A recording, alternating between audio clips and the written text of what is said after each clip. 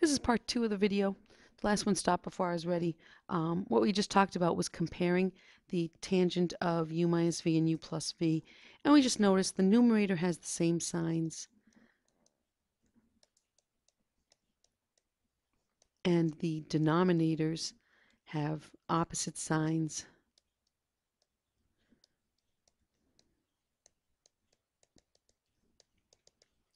But other than that, they're the exact same. So in fact, sometimes you see it written something like tangent of u plus or minus v is equal to, and the way they write that then is they'd say tangent of u plus or minus tangent of v, because the signs are the same, then divided by 1 minus over plus the quantity of tangent of u, tangent of v. So sometimes they show it written that way. So you have the idea that if it was u plus v, then the plus is going to be in the numerator and the minus is going to be in the denominator. So if you turn your note page over, there is a summary of the different sum and difference identities that we have talked about in the last couple of days. And the way to remember them is actually a little chant. And if you follow along, if you will, as I tap through it.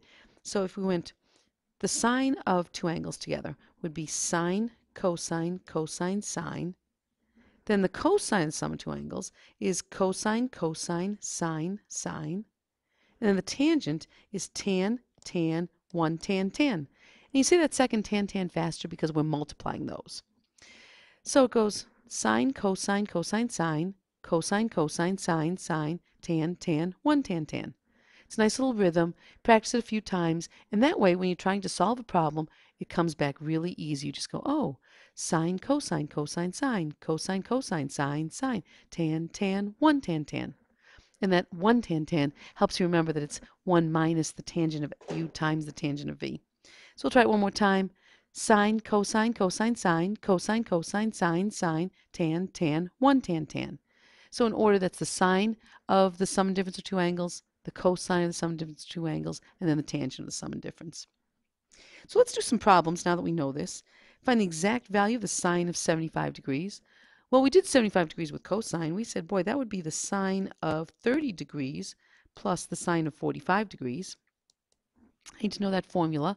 So it's sine, cosine, cosine, sine. So sine of 30 degrees, cosine of 45 degrees. Then sine, same sign, so plus the cosine of 30 degrees, the sine of 45 degrees.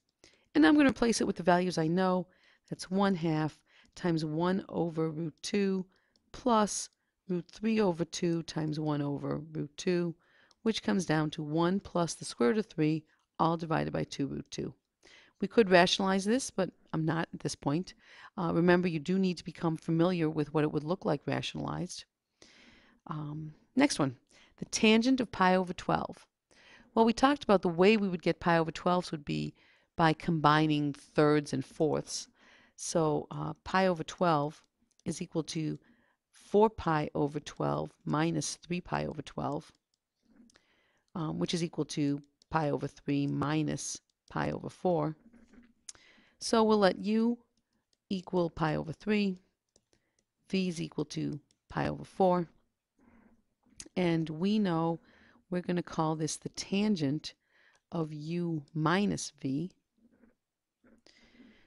Over here, I'm just going to write tangent of u minus v is equal to tan u minus, same sign, tangent of v, divided by 1 plus tan u times tan v. So let's replace our u's and v's, figure out where we're at.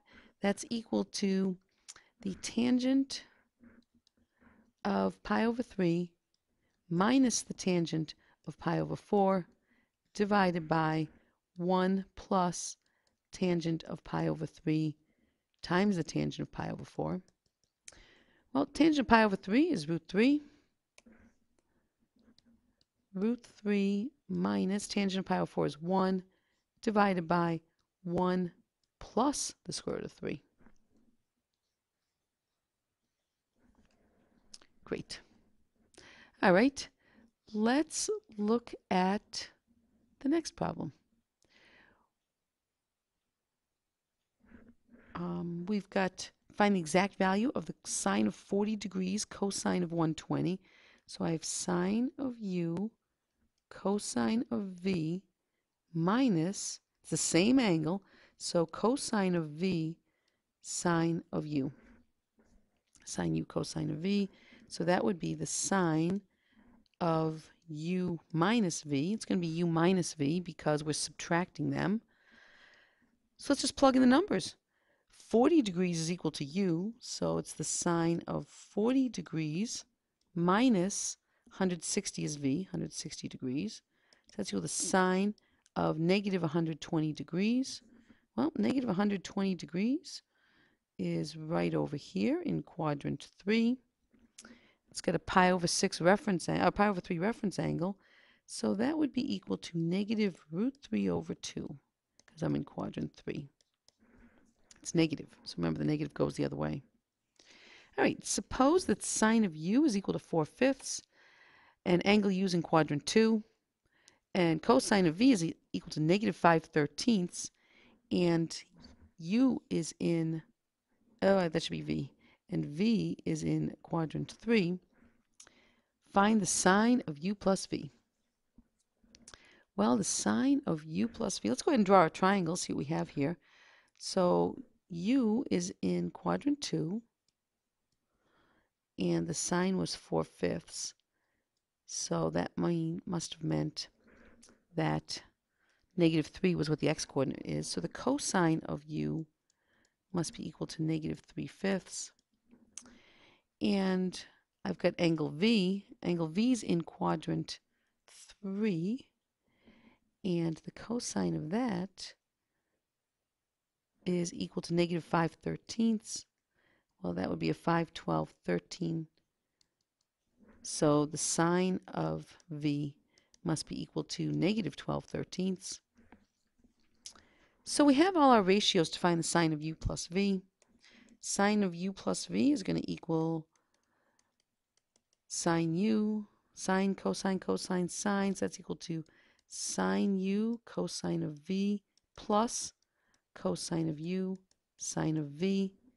Let's just substitute in our values. The sine of u is 4/5. The cosine of v is negative 5/13. Plus the cosine of u is negative 3/5. And the sine of v is equal to negative 12/13.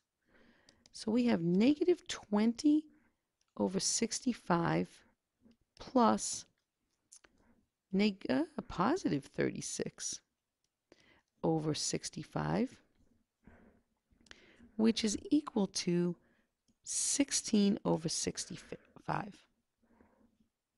So this is interesting. Angle u was in quadrant 2, and angle v was in quadrant 3.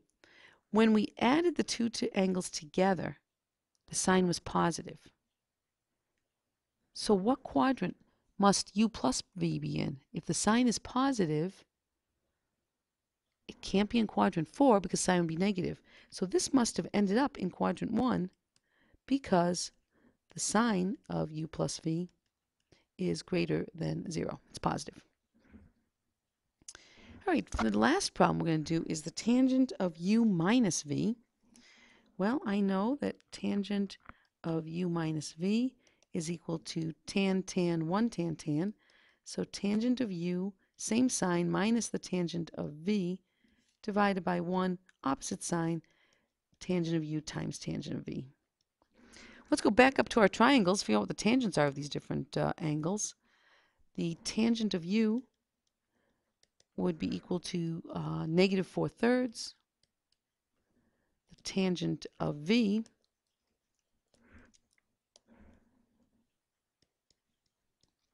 is equal to, it's going to be positive in quadrant 3, must be equal to 12/5. So we have our values. We just need to substitute those in. So that equals negative 4/3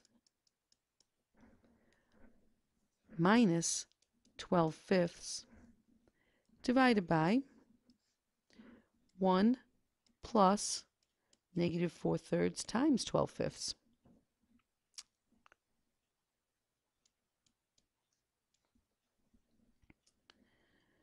Well, I'm going to simplify my denominator first because you'll see why I'm doing that. So I'm going to leave this alone for a minute. Negative 4/3 minus 12/5 divided by 15 minus 48 divided by 15. So I replaced the 1 with 15 over 15. And I saw it's 15 because I'm going to be multiplying 4/3 times 12/5. So that meant I was going to have 15 in the denominator. I'm now at this point, I'm going to multiply both top and bottom by 15 over 15. If I multiply this by 15 over 15, that's going to wipe out my denominator in my denominator, and will also take care of it in the numerator. So let's see what happens when I do this. I'm going to get in my first part, I've got negative 20, then minus 12 times 3, or 36, divided by, well, that denominator just wipes out, so that's just equal to negative 23. So I have negative 56 divided by negative 23.